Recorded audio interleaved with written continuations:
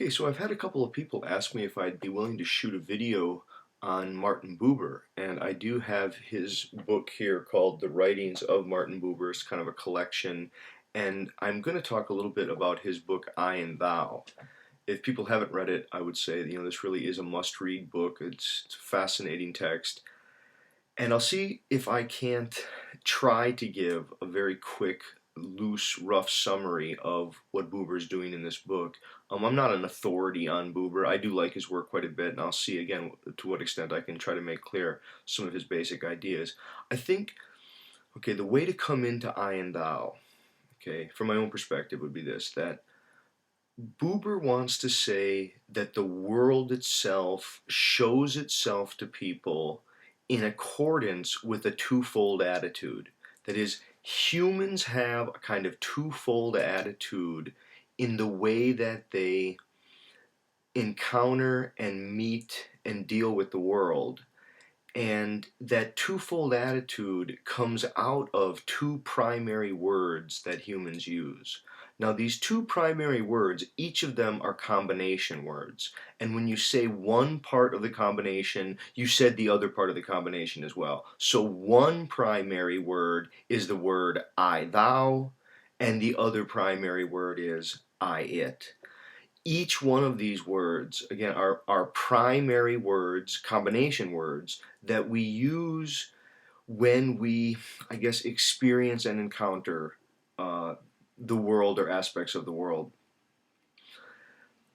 When Buber talks about the difference between the attitude that comes with the I and of the I thou as opposed to the I it, he's in some way trying to trace, I guess, a kind of evolution of the practical everyday mentality that people have. Now, for Buber, it's sort of like, at first the I is nascent. It's sort of repressed, and people say thou without yet saying I in an explicit way. But as they say thou and they greet the world in terms of a thou, slowly the I emerges as concretized and as a correlate to the thou that was being said. That is, it becomes disclosed that there was a combination word. Only after the emergence of the I does the subject say I it. So the world of I it is the world that's experienced, it's the world that's used, it's the world of practical activity. In a lot of ways, it's the world of the past and of accumulated knowledge. When we have come to know the world as things bound over against other things, and in a kind of detachment, we deal with the world in terms of it. And that it that we encounter, that we experience around there, it has a correlate to it, the I that is set along with that combination I, it. So when I treat the world in terms of accumulated experiences and past, I guess, knowledge bases, and I deal with, I guess, the world as things bound against other things, and there's just objects in the world, and every it is bound against other its. And notice here too for Buber. For Buber, the word it could be replaced by he or she. Anytime you use a thing as a means toward an ends, you're orienting in the attitude of I it. Now the I thou is what he would call a kind of the world as met and encountered through a direct relation. It's a kind of immediate filled present, and for Buber, you can't go out and seek the I thou. It falls upon you by a kind of, for lack of a better word, a will and grace. There's a willingness to open to the I thou, but it meets you for Buber in some way. Unlike the I it, which always has the I set over against the world in a kind of detachment, with every it being bound in a context of space and time set over against all the other it's.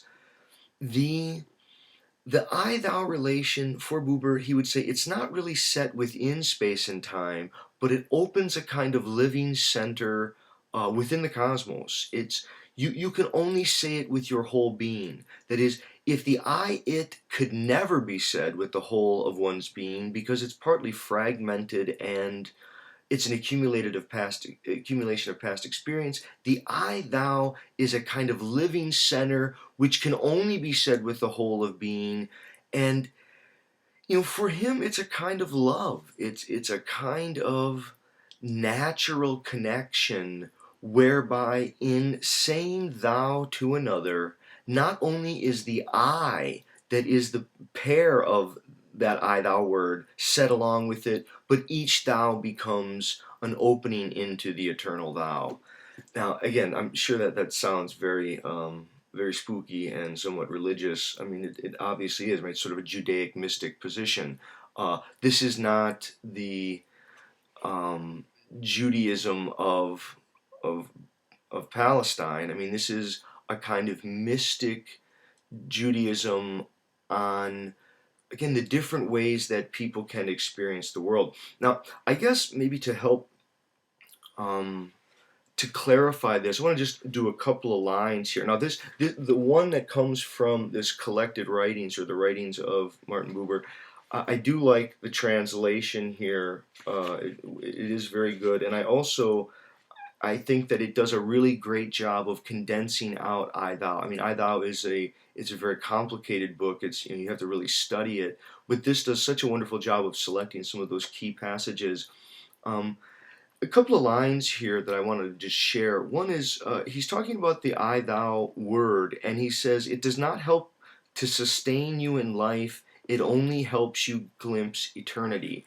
And he's very cautious about that. He's not over romanticizing some sort of I thou and suggesting that this is the true or primary relation and we need to get back to this. No, I think what he's saying is the world is twofold according to the twofold attitude of the human, and that you can't live in the world of I thou.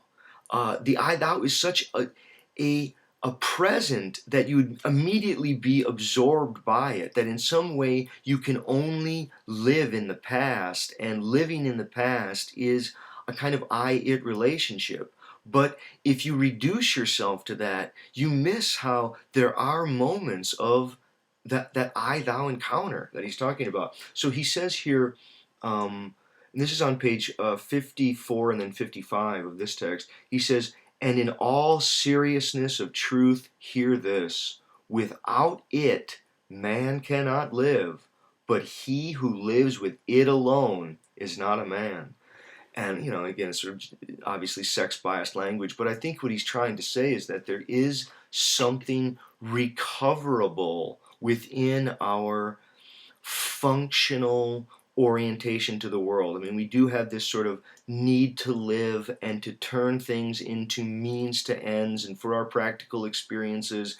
And that is part of what it means to be human, is to have that practical functionality of edifying the world.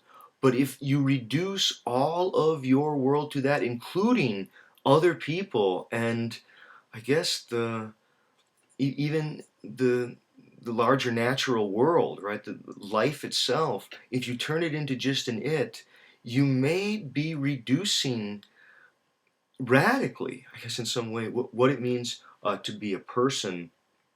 Here's a line that I always like to bring up, and this is maybe relevant to the YouTube atheist-theist debate, but here's a line where he's talking about atheism, and he says, but when he too who abhors the name and believes himself to be godless gives his whole being to addressing the thou of his life as a thou that cannot be limited by another, he addresses God. And it's really funny. I mean, I think part of the interesting aspects of what Buber's saying there is that, yeah, people can say I don't believe in God. I have no notion of God, and I'm an atheist. Whereas for Buber, as long as you're able to say thou, and you're able to treat the world in terms of its living present and realize the problem of reducing everything to a kind of experienced means to an ends. If you're able to do that, he doesn't care whether or not you see yourself as godless or not. For him, in some way, you are addressing God when you speak to another as a whole, when you recognize the whole of event of cosmic time to be a kind of living center, and we can't live there. We can't live there. No, we would be washed under by it, but without being able to, I guess, occasionally or momentarily open up to that attitude and to be able to say thou and to feel the I that is accompanied with that I thou combination. I think without that, for Buber, you're not living, I guess, the way that people could fully. There is, again, there's a kind of survival, but humans seem to need more than mere survival. They, I think, they need some kind of experience of both their own freedom, which is related to love, and neither of those, I think, are reducing people to just means to our own ends. Okay, so those are some thoughts about Buber's I and Thou. Please, if you haven't read the book, check it out. If you have read it, I would love to see some other videos as responses. Okay, thanks.